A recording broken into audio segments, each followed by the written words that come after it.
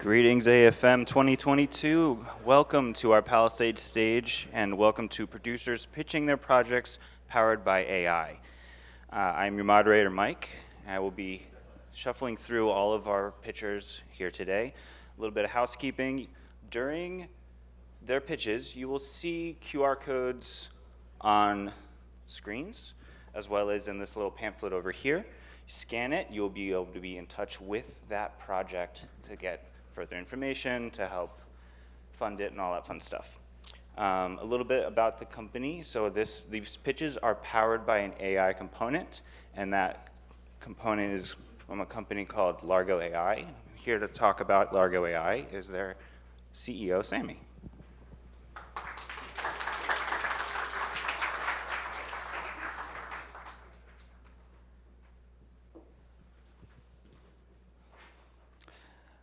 Hello everybody, welcome to our event.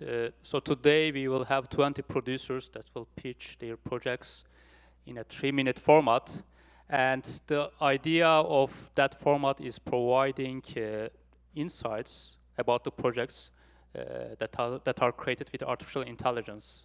So Largo.ai is a platform to help producers to empower their projects by analyzing the content, casting, and get the potential financial forecasts to understand the potential result of the film.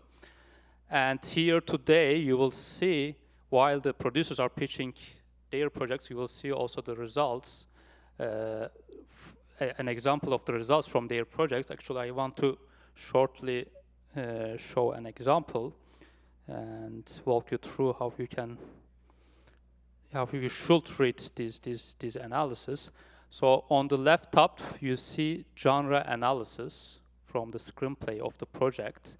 And you will see that genre breakdown of the projects over there.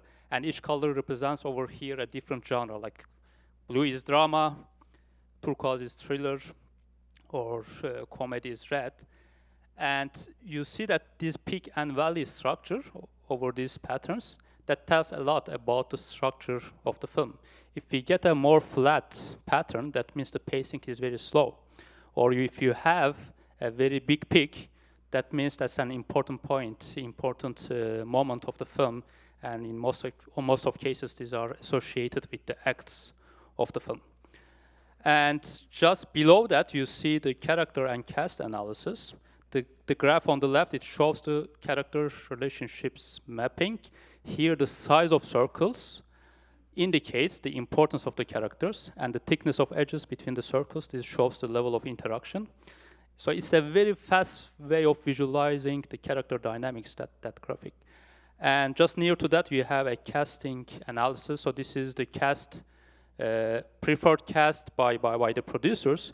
And you will see these scores, AI matched scores, that are the scores calculated by AI. The scores, if the score is higher over there, the main idea is the following. That means these actors have been successful in the similar characters with their previous films. So if it's lower, that doesn't mean that AI thinks the actor wouldn't fit, but it thinks there's a risk because it doesn't have enough data to see if that actor will be successful with that type of character. And finally, on the right part, you see the financial forecasts. So by considering content and also all other parameters like the cast, budget of the film, potential release date, AI is making a prediction. Here you will see the box office predictions for the TV series. You will see streaming prediction. And important thing here, you have most expected, this middle bar, most expected revenue, and also low case, high case scenarios. But one important thing to consider here is all these numbers are based on certain assumptions. And the first assumption is the budget that is indicated for this project. That's an important driver. Second thing, the potential P&A investment for the projects.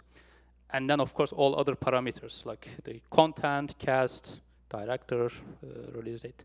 Just below that, you also see this multiplier from the box office return on investment that is calculated from potential international sales. And you will have these QR codes, as Mike mentioned as well. Please, if you are interested in the project, just scan the code, and then you can just make a tick for the project, and you can submit your information, then you will be connected with the producers later. So, enjoy. Thank you very much.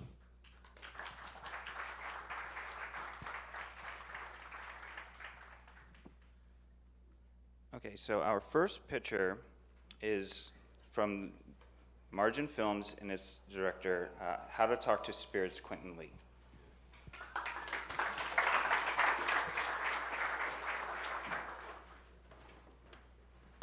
Thank you, Lago. I'm Quentin Lee. I'm the producer, director, and writer of How to Talk with Spirits. How to Talk with Spirits, it's a supernatural thriller based on a true story. And it's really about a retired psychic in San Francisco who helps two San Francisco police detectives solve the murder of her client's daughter because her ghost relentlessly haunts her.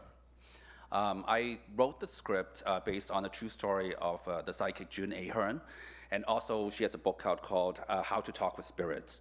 And I combined two of her true crimes into one, and then kind of contemporize it to 2018. So for me, it's like, besides trying to make a really fun and entertaining horror film, I think, I really want to explore the role of a psychic in modern society. And for me, it's kind of like, a psychic is kind of like an artist. And we always question, what is the role of art? And what is the function of art and artists in our society? And I'm arguing that a psychic is very much provides a mythological connection between the living and the dead. And the attached cast includes Veronica Cartwright, an actress I've been watching since I was a teenager, and she was in The Birds, Alien, Invasions of the Body Snatchers, and also with The Witches of Eastwick and many more other movies. And she's playing the leading lady, June Ahern. And also in the cast is Mark Indelicato, who's actually not on the page, and he plays one of the San Francisco detectives, and from Ugly Betty, and also Hacks, the HBO show. And we have Julia Nixon, whom I worked with twice, and she got her start starring opposite Sylvester Stallone in Rambo: First Blood Part 2. And last but not least, Michael Capone from One Tree Hill, and he's playing one of the YouTuber filmmaker that works with June. The budget of the film is $1.6 million, and it's a low-budget film, but I believe that if we make it right, it can potentially spawn into a horror franchise like A Nightmare on Elm Street, The Conjuring, or Insidious. So I want to invite you to check out the project and reach out to me. I have the deck and the script available. And also one thing to add is that it's also one of the very unique films that features an older female actress in Hollywood that we don't really see.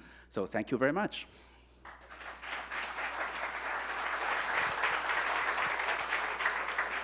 Thank you, Quentin.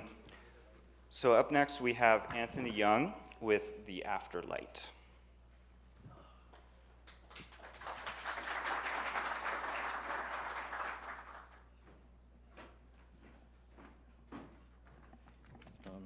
Good afternoon, everyone. Before I start my pitch, I would like to maybe introduce a little bit about our company, and then, of course, talk about the project. So my name is Anthony Young. I'm one of the co-founders of Hot Pot Productions. Originally, one of my co-founders, who's the writer, would have been the one pitching, but she was not, she's not available, so I'm be the one presenting instead. So Hot Pot Production, we're a development and finance company. We're capable of financing our own projects. So what we are looking for are usually just strategic partners to help move our slate forward and take it to market. The company is new, about 1.5 years old, but the people behind the company are not. The team members behind Hot Pot separately collaborated on projects such as Star Wars Obi-Wan, Yellowstone, Wheel of Time, Colossal, Mandy, Lakers Winning Time, to name a few. We employ multiple AI programs to mitigate risks, such as we work with Largo, and we were invited by them to present our project today. The project is called The Afterlight. So The Afterlight is an 8-hour grounded fantasy drama set in modern day. We follow 24-year-old Rose Pendry on the day she discovers she has a terminal brain tumor. with less than 2 years to live. Her life suddenly in perspective, Rose realizes that she hasn't done much with her life except work at the local print shop, party, surf, and sleep. Compelled to locate her older sister, Katrina, before she dies, Rose sets out on a journey with her coworker Brent in a camper van and encounters a world living among them that only her tumor allows her to see, which is the afterlife. As her tumor's abilities progress, Rose is not only hunted by those who want to experiment on her, but also by entire spirit world that needs her for their own survival. Thank you.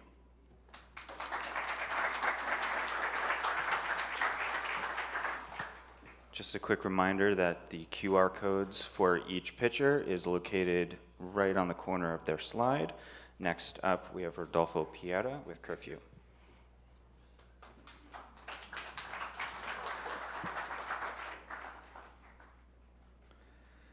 Many years ago, I shared a coffee with a dear friend of mine in Lima, Peru.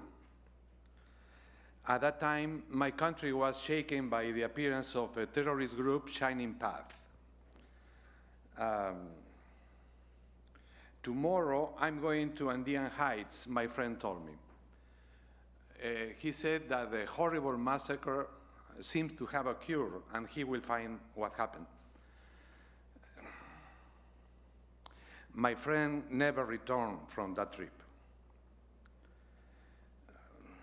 He and 10 other Peruvian journalists were killed at the hands of unknown forces.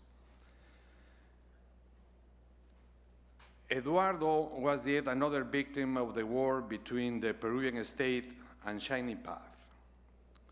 In 10 years, 70,000 people were killed. I started writing the script when my friend was killed, trying to discover the truth. Curfew is the story of 2 American journalists who are searching in the Andes looking for 2 missing young Peruvian journalists. The story is written in universal terms to be understood worldwide, regardless of national or cultural differences. Why? In the last 30 years, 1,500 journalists have been killed worldwide. Have you seen, for example, The Killing Fields, or The Year in Living Dangerously, or the film Salvador, or Apocalypse Now?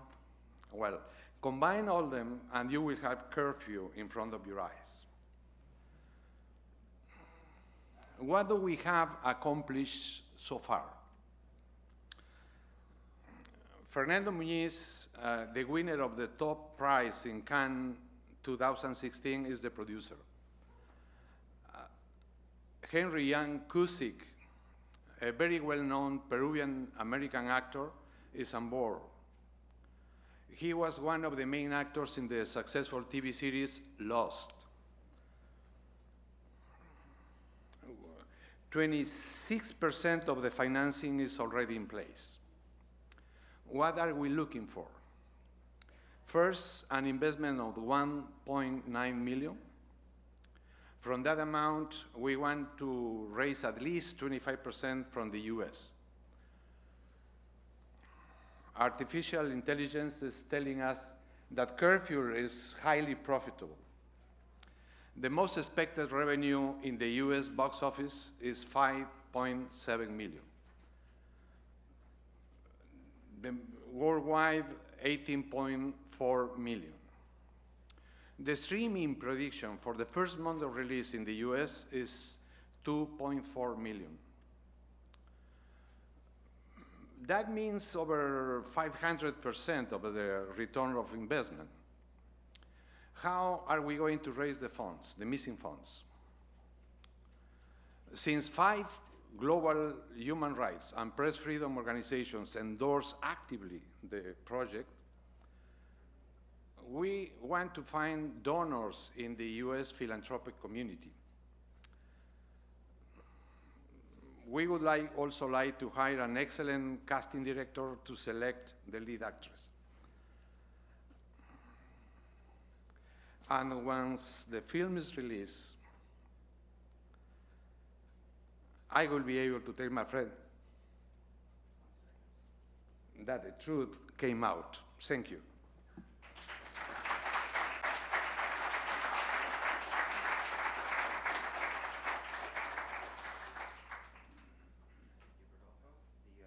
Just a reminder to keep scanning those codes for individual projects that you might like. Next up, we have Matt Boda for the Disaster Man.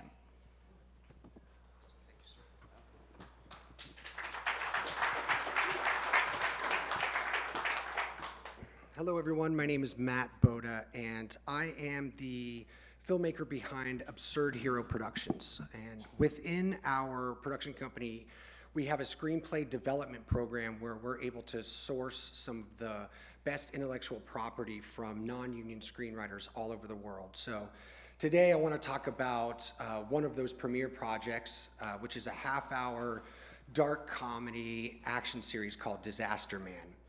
So the show was written and created by Mark Spera, who's here today. Hey, Mark, you there? Hello.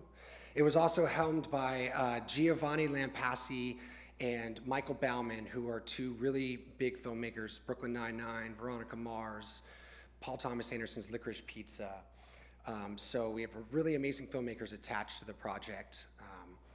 You can sort of think of Disaster Man as Narcos meets The Boys with a little bit of HBO's Barry.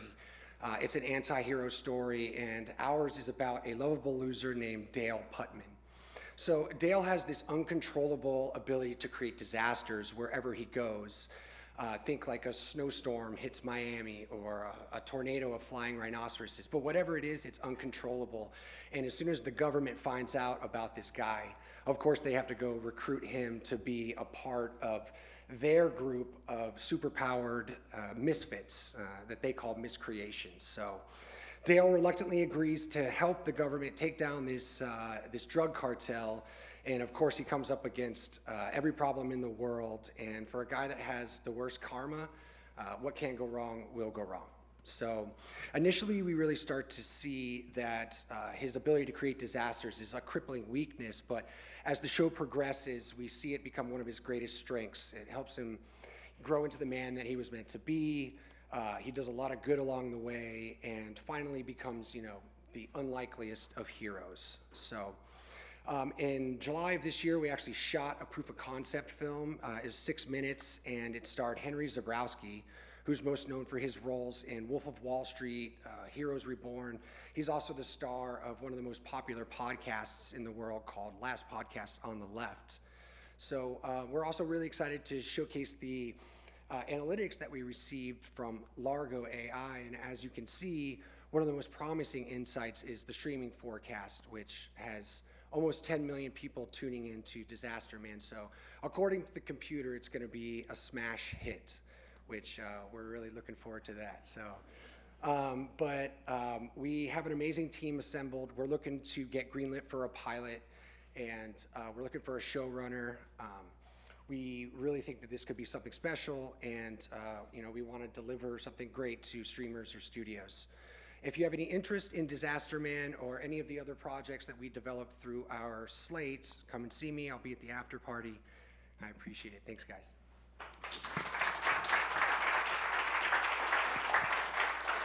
Thank you, Matt. All right, so next project we have Metis Winter Morning, presented by Donald Morin.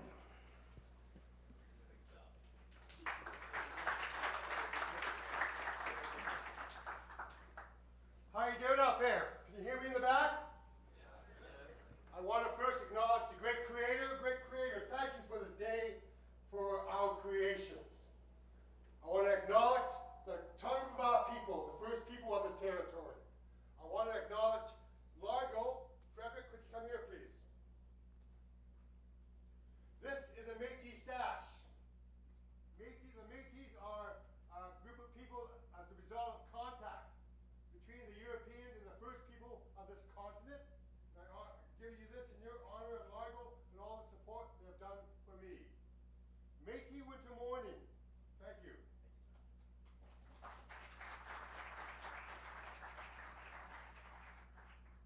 Metis Winter Morning started out as dreams and visions to me as a foster child from the 60s group, where find out that my late mom and dad were part of the 60s group where all her children were apprehended June 1958. The story is a bittersweet love story of adventure, bad medicine, infidelity, jealousy, young love between a young 15-year-old Métis woman and a young 19-year-old man who met, and they fell in love, and they started this journey traveling the old Grand Trunk Railway between Alberta and Saskatchewan, where they played music, where my late dad worked on the farms, worked on the railway, and worked in the Luscott coal mine before he froze to death tracking deer as a result of bad medicine. It's an adventure that has resulted from 40 years of trying to understand my past and what happened to my family.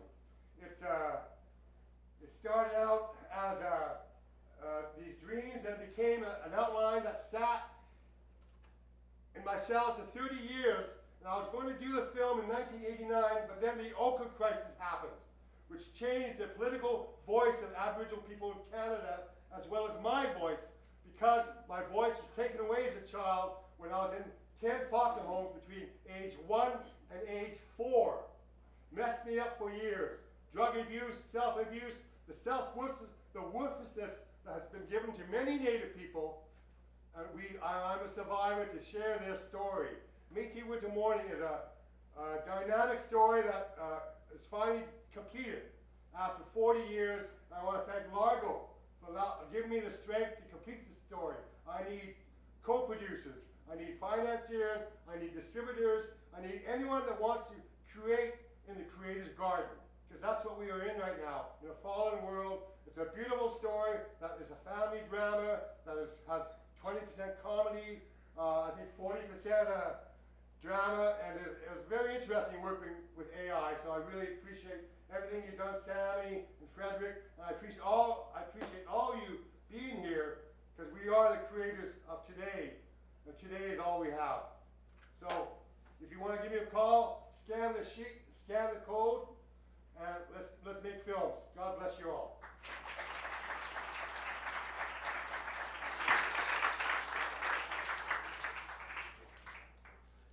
All right, up next with Bellmount is Acorye White.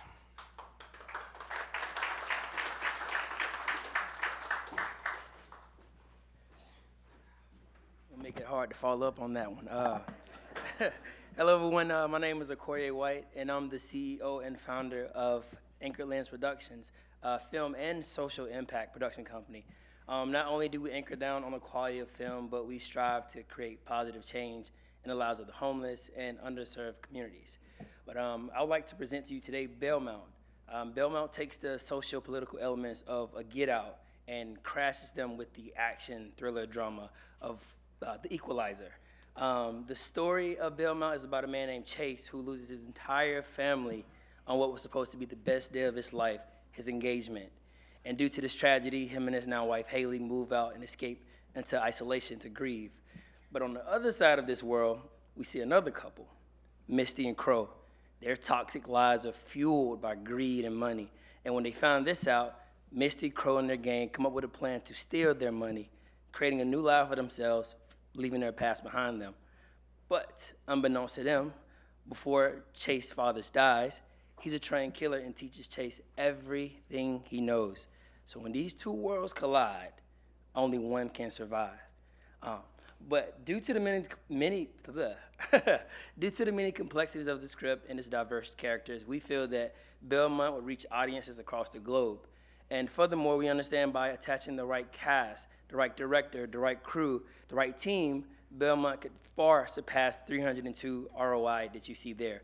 And lastly, we have already attached one of the biggest stunts coordinators in Hollywood, Chris Brewster. He's responsible for Black Adam, Black Panther, Captain America, and he is the Captain America behind the suit.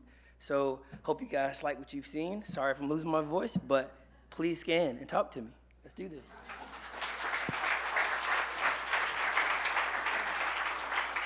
Thank you, Acorye. Make sure to scan those QR codes. All right, so next up, for C19, we have Alan Gonzalez.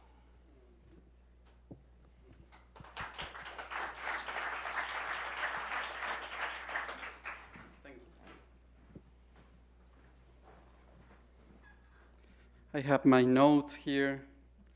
So thank you so much, everyone here and Largo team. And thank you to all the other filmmakers. It's a pleasure to meet your projects. I'm going to pitch you C19. It's my documentary project.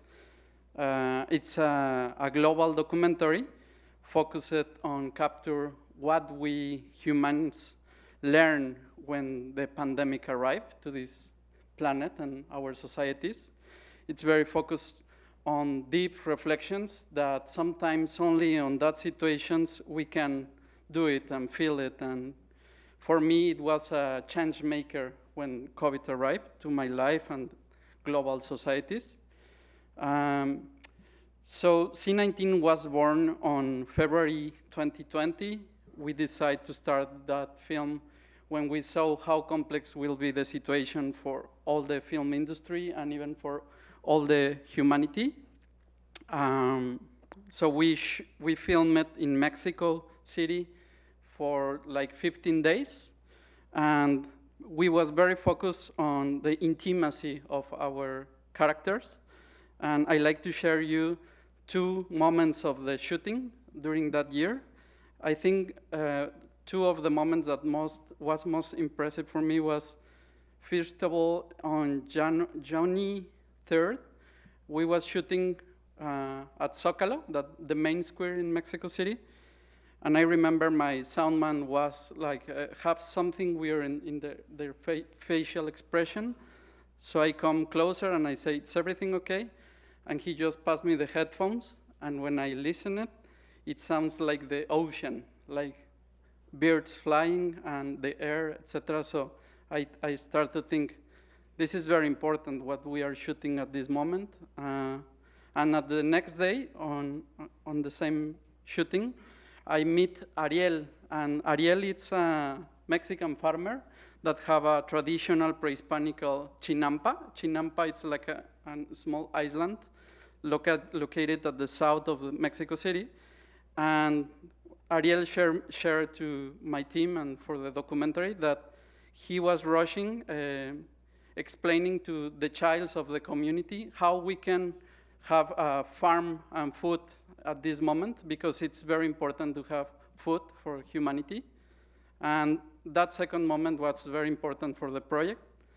Of course, we have analytics and the cast, Meryl Streep, Yalitza Aparicio, and Emma Watson on this information. But they are like narrative participations from different locations. For me, it's a pleasure to say that Yuval Noah Harari will be my co-writer.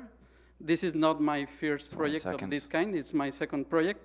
And we are filming this C19 documentary in immersive format that broke the traditional format. So we have widescreen Final Cut, we have immersive experience that provides you a live experience.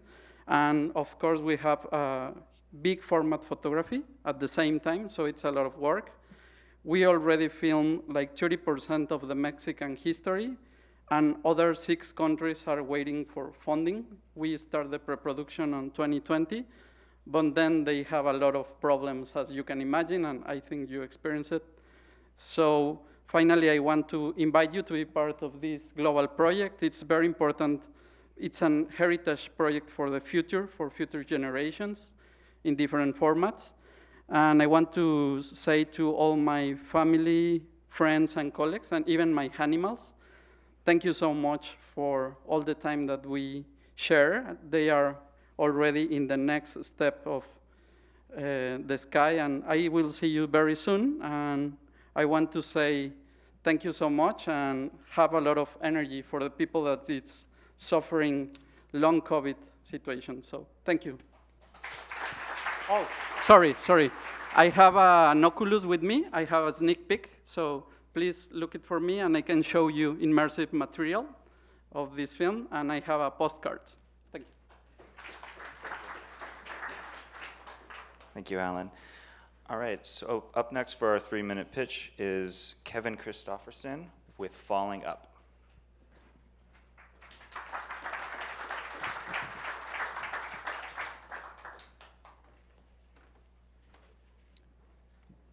Close your eyes, please. Imagine what it might be like if you could feel the emotions of everyone in this room, maybe some good, some bad, some benign. Now imagine you only felt the negative feelings bubbling up, fear, angst, nerves. And it's nagging, incessant, inescapable. This is the world of an extreme empath. This is the life of our protagonist, Silene. Open your eyes. Falling Up is the story of a troubled woman on the run who crashes her car a few miles from freedom and wakes in the mysterious town of Wassa. At its core, Falling Up is a dramatic thriller with an enlightened twist of fate. The story of a woman who must fall hard to find herself. And we can all relate to that, hitting rock bottom to finally discover our heights, that proverbial story of transcendence, alchemizing the worst of ourselves into the very best of who we could become. But Falling Up takes a new twist to that most resonant tale, for our protagonist's extreme empathic state gives her a raw edge, a sensitivity that keeps her as far from people as she can. The world is a torturous place for her, a lonely, painful place. She turns to drugs, alcohol, anything to numb.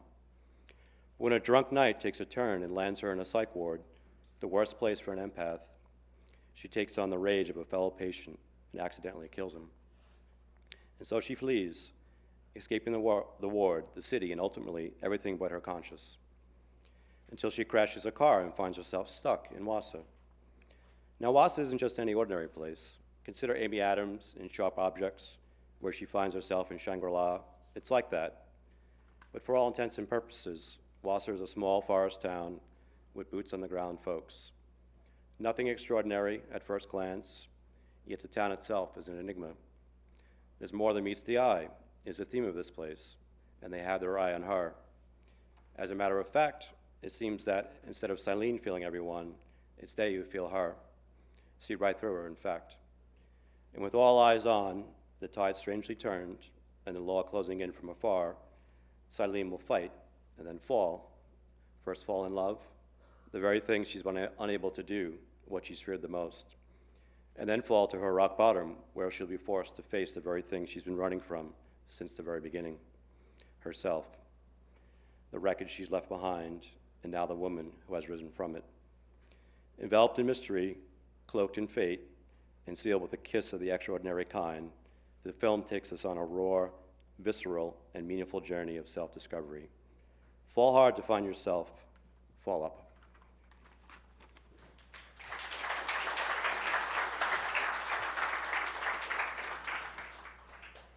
Thank you, Kevin. So up next we have Portales with Michael Miller.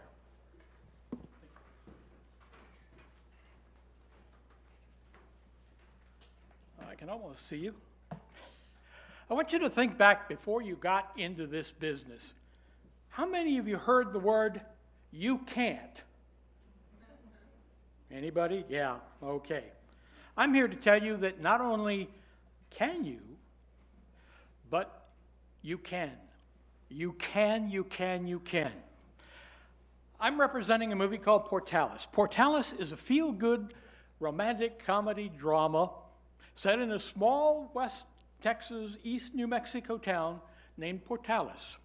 It's a small town where everybody knows everybody's business.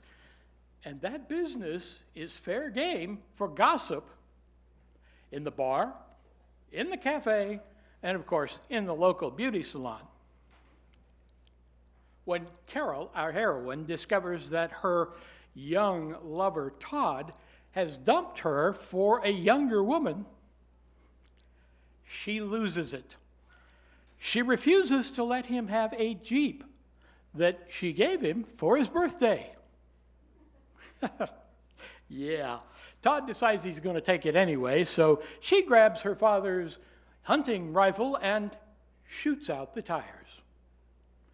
Todd, not to be deterred, comes back in the middle of the night with a couple of drunk friends and a new set of tires to try to take this Jeep again. With all the noise they create, they wake Carol up, and she shoots out the new tires. Mitch is a former boyfriend. He is the new sheriff in the town. When Carol starts shooting out tires, he has to get involved because he's the sheriff, and in the process, he sparks an old romance that occurred a long time ago. Now, the arc of that is that after each of them dealing with a bit of heartache, actually a lot of heartache, they manage to rebuild that romance and fall in love again. Love wins in the end. Mitch, however, has a father who's suffering from dementia. He has a habit of wandering off. In a moment of confusion, he wanders off into the path of an oncoming storm, and the town gathers together again to go find Q before it's too late. I'm Michael Miller. We'll make this movie in Portales, New Mexico for under $5 million. We will take advantage of the state of New Mexico's 30-plus tax incentive, leading to hopefully a potentially very high ROI. Back to the original question. Who told you you can't? I've heard a lot of you can't here this week. Producers, yes? No? All right. I'm telling you, you can. I also live by a motto, if you don't ask, you don't get. So I'm asking, don't tell me I can't. Help me find a way. I'm Michael Miller. The movie is Portales. Thank you for your attention. Thank you, Michael.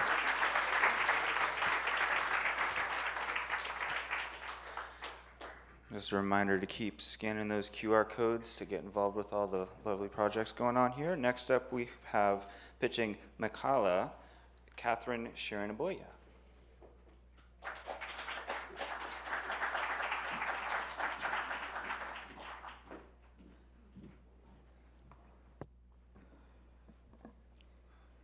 Without love, loyalty, desires, passion, courage, dignities, faith, beliefs, and all the other ingredients that go into making the human soul so elevated that only God knows its limits, we are only shells bobbing aimlessly in a calm sea of mediocrity.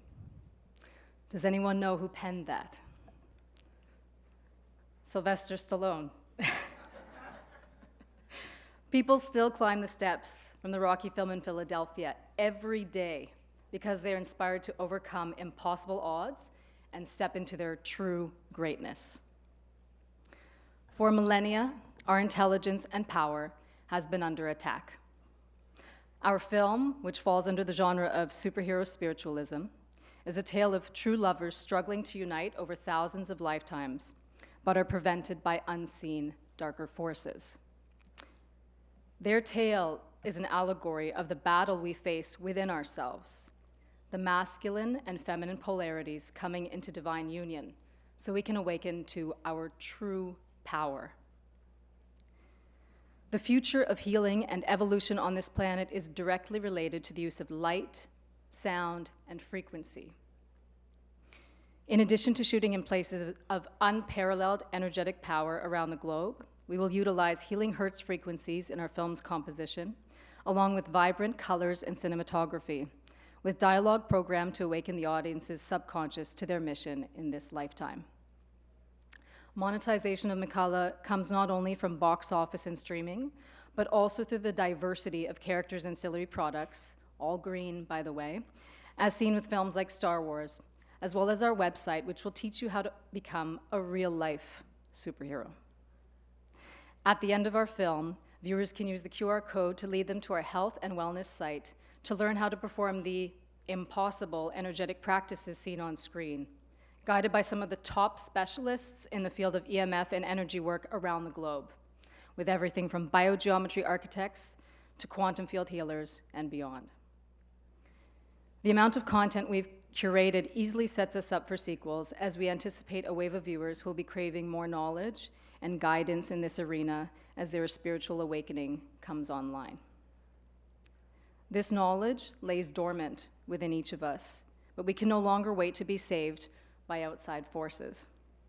We must learn how to tap into our latent DNA superpowers and become the fierce warriors and saviors that we all can truly be. We are creating a movement to empower, to teach you how to make medicine from your suffering. Our intent is to remind you, just like the characters in our story, that you are spectacular, and you've come to light up the world with your greatest weapon, your beautiful, open heart. Thank you.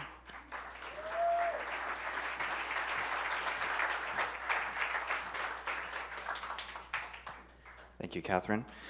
Up next, we have Karl Janisse pitching Prem, Prakaran.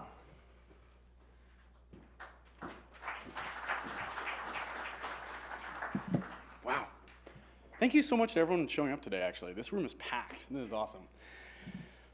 What excites me the most today about pitching this story is there has never been a better time for an American-Indian co-production to be produced or distributed and share those markets. We believe that this film is an easy win for any partners that we bring on board because both markets are so invested in the type of story we're telling. Prem Prakaran is a fascinating drama thriller story told in 3 parts. In the same vein as Amoros Perros meets Love Sonia and Lion. We meet our 3 main characters on one fateful night that will change their lives forever. Daniels, who is a young American doctor who moves to India for love, is reeling from the grief of losing his wife very recently and can't come to terms with the fact that she is gone and all the plans they set out for their future have been pushed to the side. Suffering from the worst case of gambler's dilemma, he keeps doubling down on their plan to have a child. But without her, he has to find a way to do that. That's how we get introduced to our second character, Jayendra. Jayendra is our lovable antagonist that does anything to try and lift up his family's name. He is our facilitator. He is the person that brings this entire arrangement together and puts this fateful night into motion. Jayendra will do anything to live up to his family name and make his father proud. Jayendra and Daniels introduce us to our final character, Nirmala. Nirmala is a 17-year-old girl born in a small village in Maharashtra, India. She goes to the big city of Bombay to try and find an opportunity to bring wealth back to her family. And she ends up falling into the trade of commercial surrogacy. That is how her and Daniels get introduced. She's working her hardest to bring her family out of poverty. Nirmala represents the story of so many women in India trying to bring a better life for themselves and others. Our budget is $2.5 million. We're very fortunate that our Indian partners have already come forward to support half of the budget from their side, as well as secure distribution rights.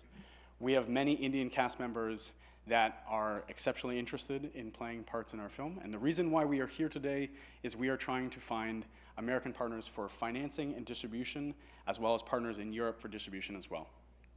Thank you so much to Largo. This is such a cool opportunity. Working with this AI algorithm to try and see our film come to life for filmmakers like me is honestly such a cool thing. So thank you guys, and thank you all for listening to our pitch today.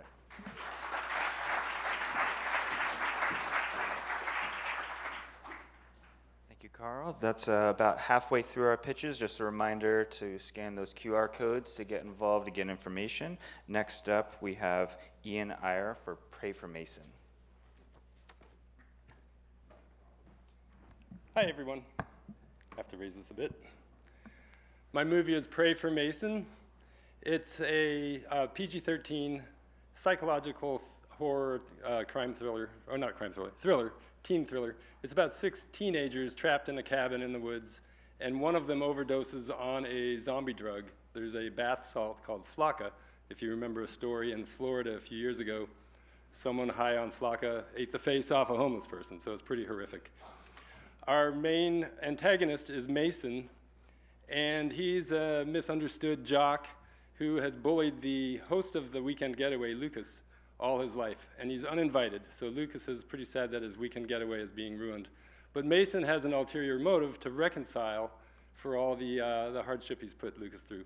Unfortunately, they have an argument, and Mason finds drugs in a girl's purse, thinking it's cocaine, and snorts it. He unintentionally overdoses on this zombie drug, and now he's out for flesh.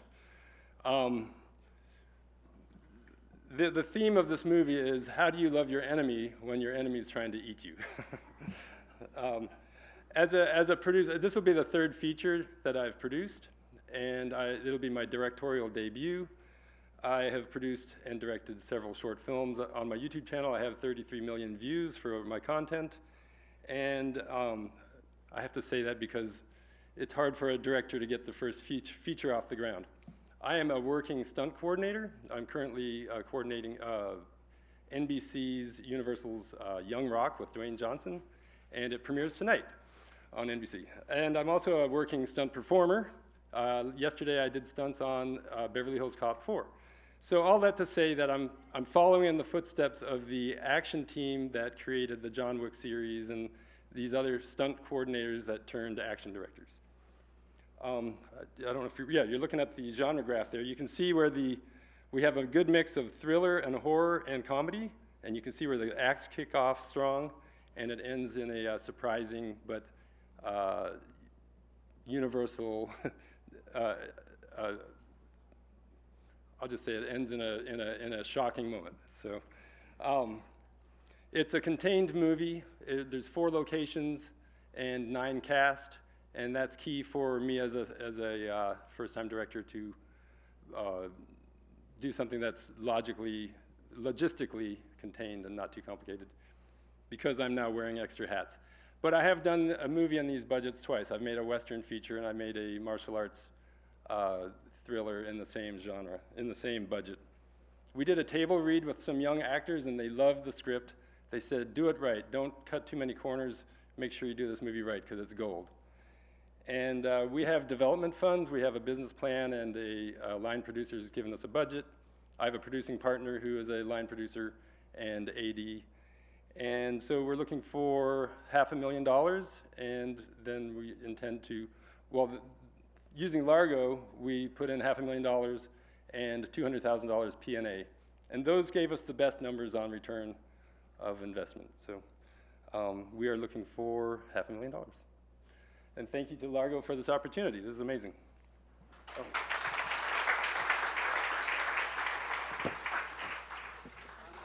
Everybody smile. Thank you. Thank you, Ian. All right. Up next, we have Gerry Pass with the Hermit.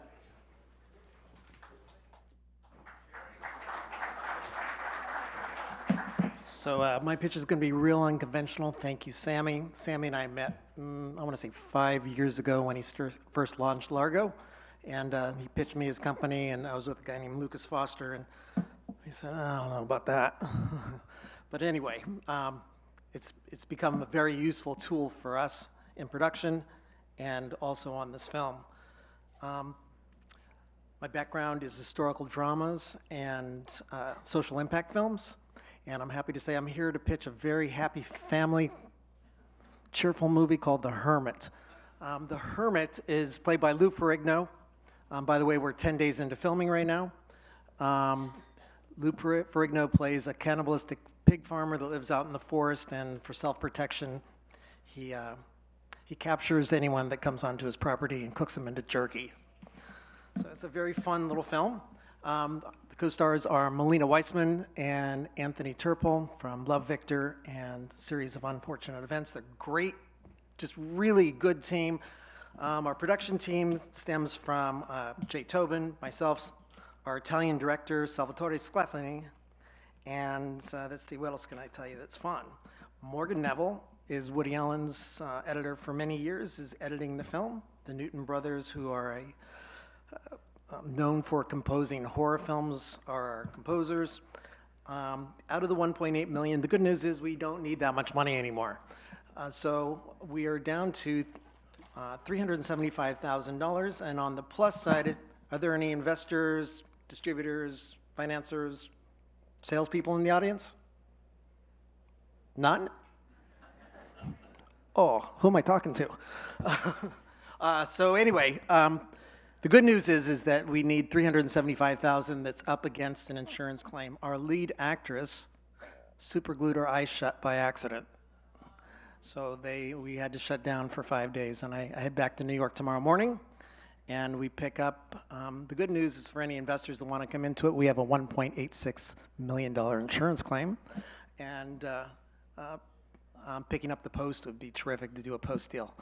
My name is Gerry Pass. You do want to see this film. I have a trailer after 3 days of filming. It is spectacular. It's buzz around the town. We didn't pitch it here because we didn't need to. And I'm here to say thank you again to Sammy Largo. If anyone is ever hesitant about what their predictions are, ours is far above what we thought. We decided to go with the foreign number that's up there. That foreign number far supersedes the domestic sales, where our distributors have told us that we should just go straight for streaming and domestic, sell worldwide rights, and then sell off bits and pieces. My name is Gerry Pass. This film is called The Hermit. You will see it. You will love it. And don't eat beef jerky. Thank you, Gerry. So make sure to scan that QR code to get in touch with him and his film. Up next, we have John Alfone with the Arnold Chronicles.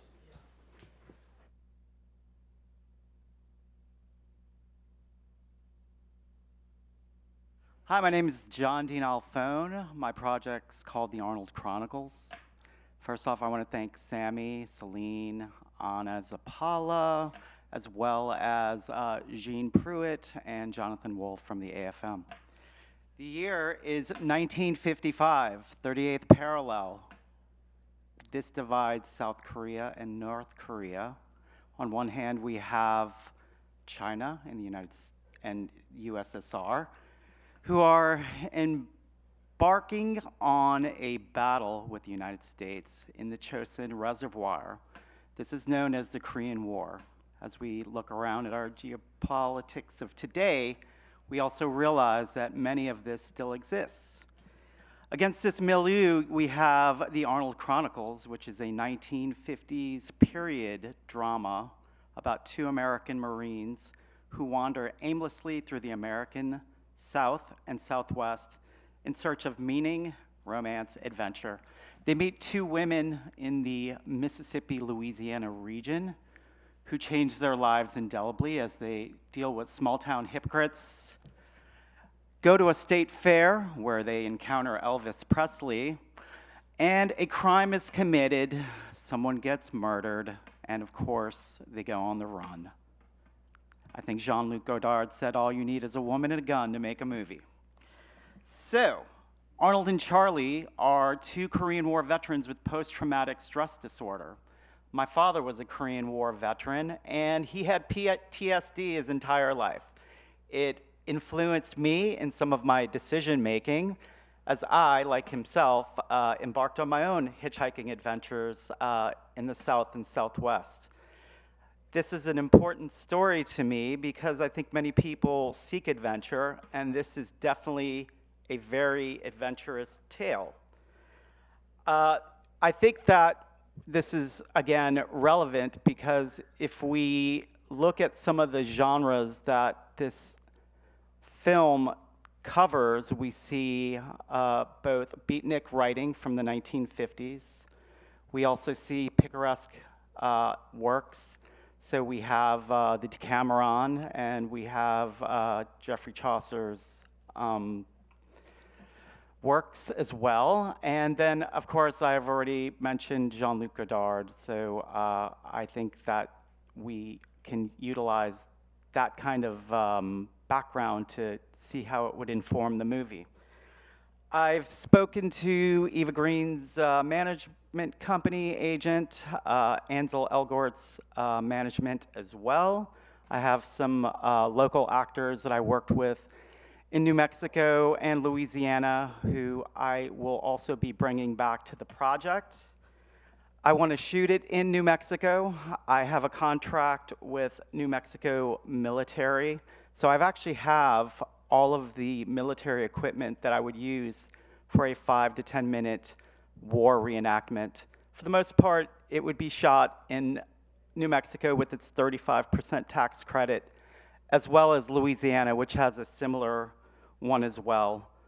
A proof of concept exists already, so if you go to vimeo.com/Corsair Media Productions, you will see the short 10-minute proof of concept we've already shot. It's period, it's 1950s. All we're trying to do is reenactment. My budget is actually pretty low because I actually want to get this project done. I don't want to be trying to raise money for the rest of my life. So, you know, I'm ready to go even lower than that, which people are like, are you crazy? Well, we made the proof of concept 10 minutes for 5 figures, so you guys can do the math. I'm seeking financing. I'm seeking a credible producer with real credits. I'm also seeking pre-sales distribution, so I'd be happy to talk to anyone about that, set up meetings, and thank you for your time.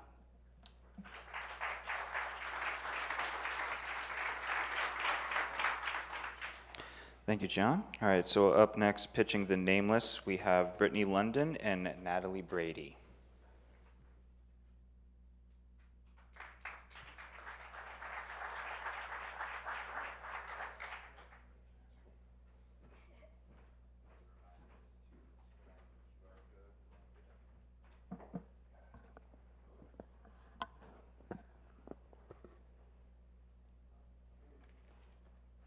Ask yourself, why is it that every Black person in America knows someone or has a family member that's been to prison?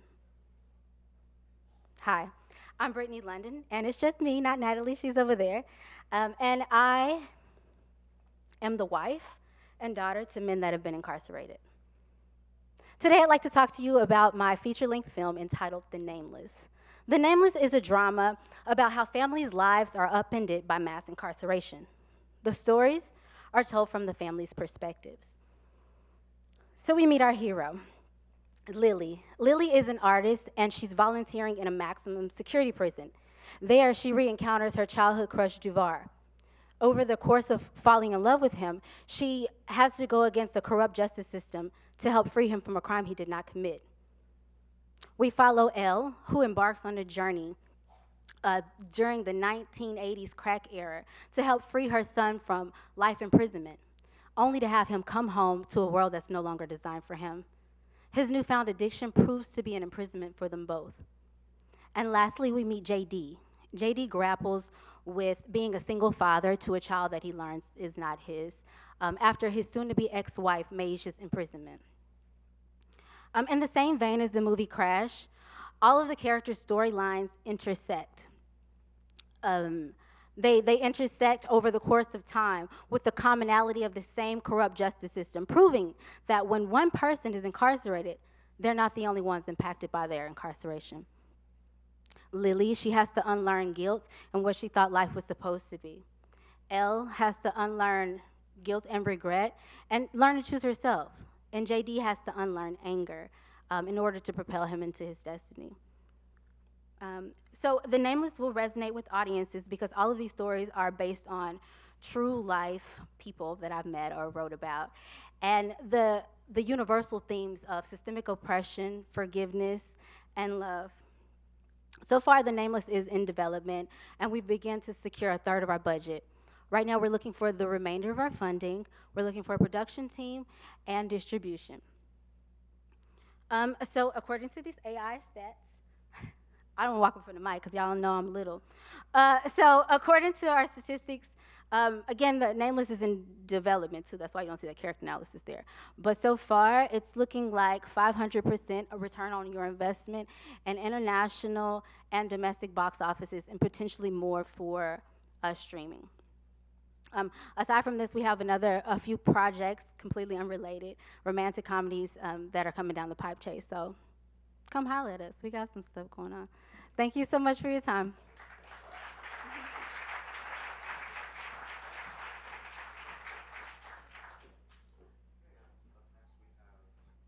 Eric Karkek with Disconnected. Remember to scan those QR codes to follow up with all these lovely projects.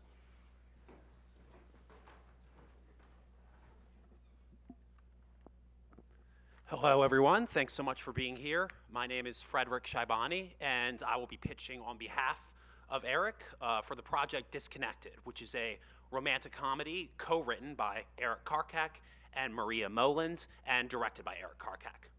It's about two stressed Angelenos who find themselves in a strained marriage and are celebrating their anniversary trip. They decide to do this by going on a digital diet at a secluded cabin where they strive to reconnect with both nature and with each other. Along the way, they form a friendship with a mischievous recluse, and of course, they also encounter plenty of humorous mishaps and obstacles along the way.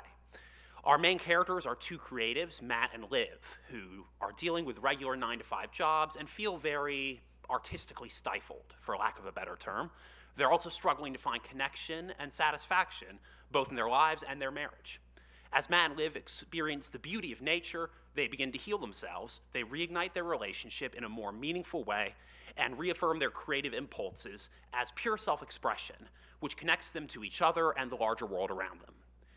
Disconnected is inspired by our own inherent need to take a break from the city life once in a while so that we can commune with nature.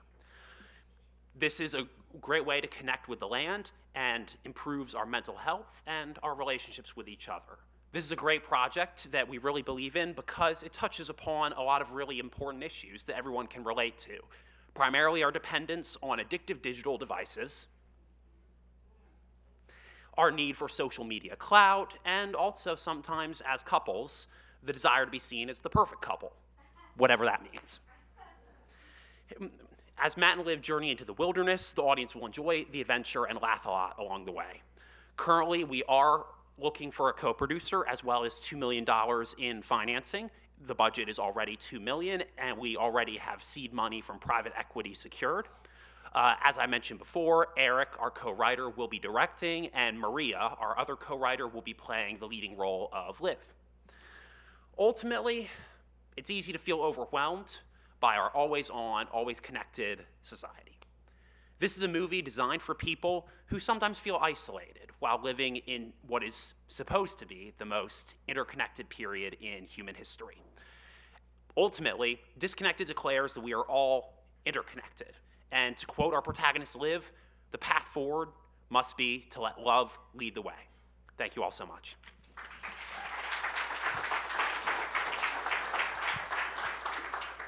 All right, thank you. All right, so up next we have Ubiquitous with Pablo Bobadilla.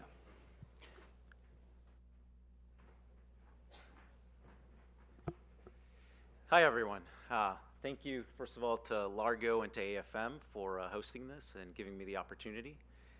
So basically, I'm Pablo Bobadilla. I'm a Dominican-American filmmaker, and my project is called Ubiquitous. Ubiquitous is a thriller horror feature film that really tackles themes like mental health and technology. And so I think those themes are the strongest assets to our project. And the reason why is, you know, as you all are aware, these themes have been popping up. We are increasingly becoming more reliant on technology these days. A lot thanks to the pandemic. And so what do we do, you know, how do we balance enjoying all the wonderful things that technology provides as well as maintaining our mental health intact? So Ubiquitous centers on a family of four that is invited into a eccentric tech CEO's futuristic, fully automated neighborhood. And shortly after, the mother must decide whether she needs to address her inner demons or see them manifest in the outer world.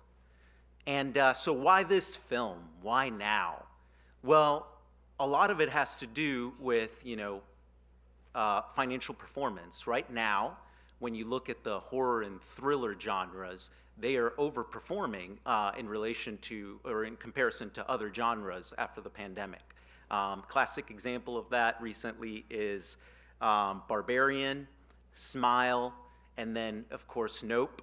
And so, you know, we feel pretty confident that thanks to the fact that we're using Largo AI's analytics, we're executing not only on the thriller and horror genres, but we're making informed decisions all throughout development. That's, you know, figuring out our casting, who is the best match to package the film, also making sure that our script hits those right moments, those peaks in order to engage the audience. And also at the same time, you know, being a Spanish speaker and Dominican, I feel really passionate about telling stories that focus on Latinx characters. That's extremely important to me. And I feel like we need to break down some of the stereotypes that are currently in the industry. Not only by doing that, but also by making sure that the characters are nuanced and complex, so that, like, you know, for example, our lead protagonist is Sofia Barros, and she's a mother. Not only is she, you know, gifted, beautiful, she is a loving mother, but she's also very flawed. And so I want to see more of that when we are looking at Latinx characters. And so, you know, thanks to data analytics, we've been able to really put our film through a rigorous process, and our script has won numerous screenplay festival awards. At the same time, we're exploring opportunities of filming in my home country, in Dominican Republic, where there's a growing industry, and hopefully we can secure at least 25% of the budget that way through generous film tax incentives.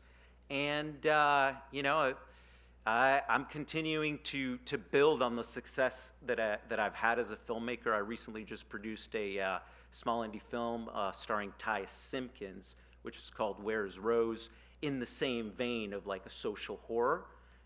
So, you know, I've picked up a few tricks along the way, and I want to continue to scale up. So that's why now we're looking at making a $2 million film.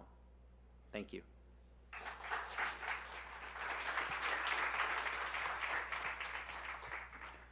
All right, make sure you're scanning all these QR codes before the pitches go up so you can stay in touch with them. Up next, we have Gina Ewell for The Harvesters. Up. Nope. Blake McWilliam for Saltwater. I'll make it quick, I promise. Yeah, I'm Blake McWilliam, and I'm here seeking financing for my film Saltwater. Oh, there it is. Saltwater is an adventure film about a young man named Connor who is grieving for the tragic loss of his fiancée. And he sets out into the world aimlessly and soon finds himself on an odyssey that takes him around the globe. And what he first finds is a world in peril. He's faced with the destruction of the earth that is happening at our own hands. But against that backdrop, he also comes to witness the beauty that still exists in the world and in the people in it. And he encounters a series of people and places that touch him deeply. And as he makes his way through this crucible of grief, Saltwater becomes a story that is not just about grief, but is about hope and about the renewal of his faith in himself and in the planet.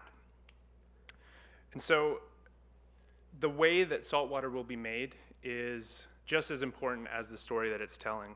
We're going to use a tiny crew and exceptionally talented actors to travel around through the 15 different countries that the film takes place in, almost like an adventure documentary might be made. And by doing this, we will be able to produce a film not only with a very modest budget, but it will imbue an amount of authenticity that can't really be made any other way or captured any other way. So to increase and maximize our international appeal. We are going to be casting the majority of our supporting roles with known actors from the various regions that we're going to be visiting. And actually, Largo has been super helpful in identifying international actors that we maybe didn't already know about in some of these lesser known countries. And so we're going to be using those exotic locations as our production value, essentially. Now, for our leads, we're targeting a Canadian actor named Brett Dyer. I think this is an achievable choice, which is maybe not the case with many of the analyses that maybe would have provided a much higher ROI. But the other side of the coin on that is that a Canadian actor is going to allow us to take advantage of the very favorable Canadian tax credits, which will represent about 30% of our financing, no matter where we're shooting around the world. And so I guess I'll just close really quickly by saying that since I began my career in the film industry, I've been thinking about how I can use what I do to make a difference in the world. And I think that probably, like many of you, I'm feeling a real sense of grief for what is being lost in our planet. But I also see that the way forward is with faith in ourselves and in humanity. And that's ultimately what Saltwater is aiming to do here. It's aiming to contribute to that conversation in a way that only films can do, and that's the point. And with Largo, not only are we having the opportunity to tell a story that needs to be told, but also seeing that it can be financially successful as well. And you'll see there that the analysis on ROI, while perhaps much lower than that 700% that we're seeing on some of the films, is based only on a Canadian release. And so that's a very small market, and 180% on that looks pretty good. So thank you very much and appreciate your time.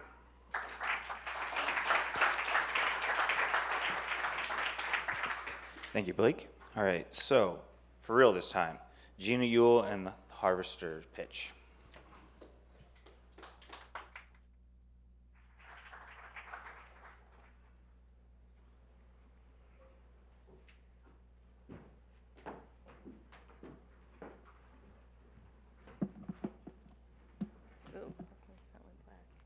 Sorry, everybody. My iPod just went black as soon as I walked up here, of course.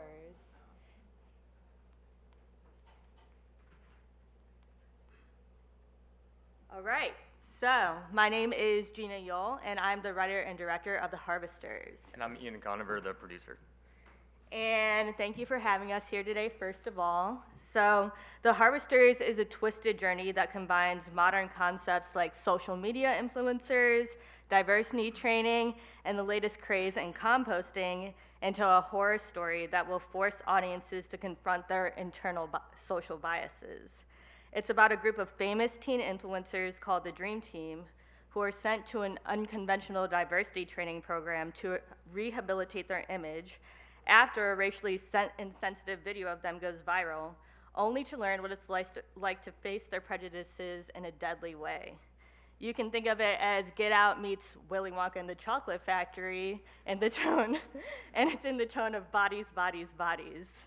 So our protagonist, Larry Moore, is a quirky former drug dealer who's currently a resident at the Sole Purpose Detention Center, and our antagonist is Bernice Moore, and she's a self-confident community advocate and entrepreneur, and most importantly, a mom, and she's giving him the opportunity to turn his life around by hiring him to film a documentary about the disgraced influencer group, the Dream Team.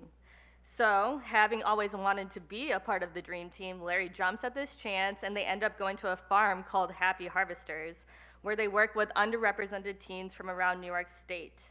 And while there, the Dream Team members go missing one by one after being confronted by their distinct prejudices, which include racism, sexism, homophobia, and ethnicism. And they are now members of a group called the Unchanged, where they await their turn to become human compost soil, which is used to grow crops that feed the surrounding community. We discover that Larry was actually in on this plan the whole time, but he's conflicted and can't seem to let go of his need to be a part of the Dream Team. So eventually the Happy Harvesters all turn on him. So visually, the harvesters will be like a combination of found footage from Larry's camera and security cameras on the farm, as well as phone cameras and traditional filming, which will bring a realism to the story that mimics voyeuristic tendencies of modern society, because we all know somebody's always watching. I'll give it to Ian. And just for progress, out for casting to Taraji P. Henson. We have some sales company and debt lenders interested. We need $2 million in equity. We were just reviewed by the Blacklist. We got 7s across the board, which we're pretty happy about. And we'll just leave you with one of their reviews. The Harvesters has an original and provocative high concept for the times. It may push buttons, but that's the point. Both disturbing and sometimes darkly comedic. It leaves a strong impression. So thanks for listening. Thanks, Largo. Thank you, everybody. Talk to us. We talk back.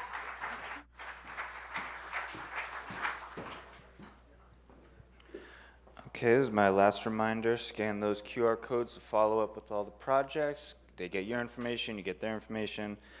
Last up is Dan Herzog with Dreams of Starlight. Thank you all for waiting this long. Can you believe more than 20 people per minute are victims of domestic violence in the US alone? Can you imagine what that statistic is worldwide, particularly in Asia? Inspired by true events, Dreams of Starlight follows the life of Shirin, a young Mongolian herdswoman who flees from her abusive relationship in order to pursue her dreams of becoming a performer, an actress in the US. In the 1990s, after the fall of communism in Mongolia, she's able to get as far as Guam, where she works hard, learning a new culture, a new language, and sending money home to the mother and daughter she left behind. Years later, she runs into an Air Force pilot, Grant, who she marries and is able to get her reunited with her daughter.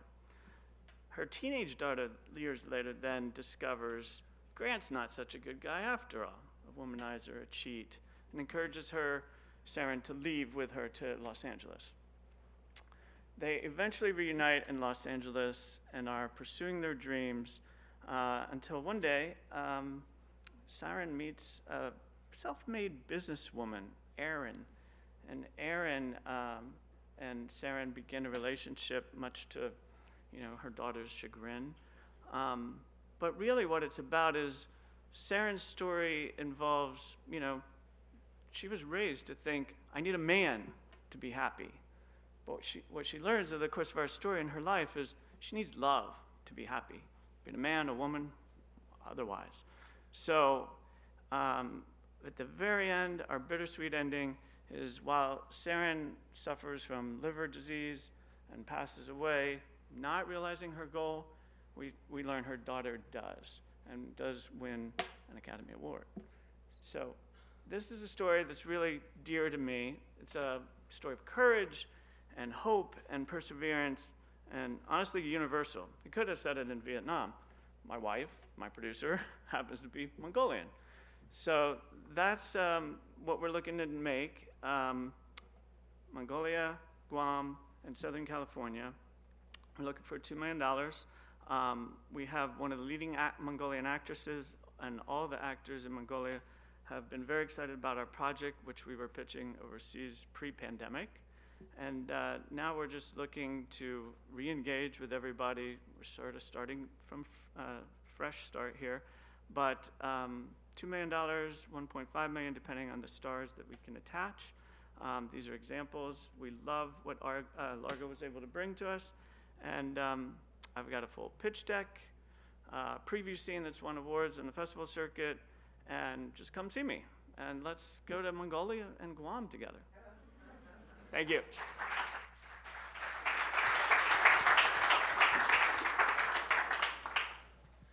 Okay, so that concludes our pitches. So from here on out, if you want to get in touch with anyone that pitched around here, on these pamphlets that are in your out and about, there's another QR code that you scan, give your information, and then make those connections, get those projects off the line.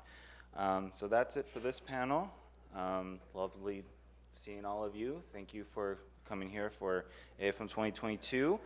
And yeah, keep on the good work. Exit that way.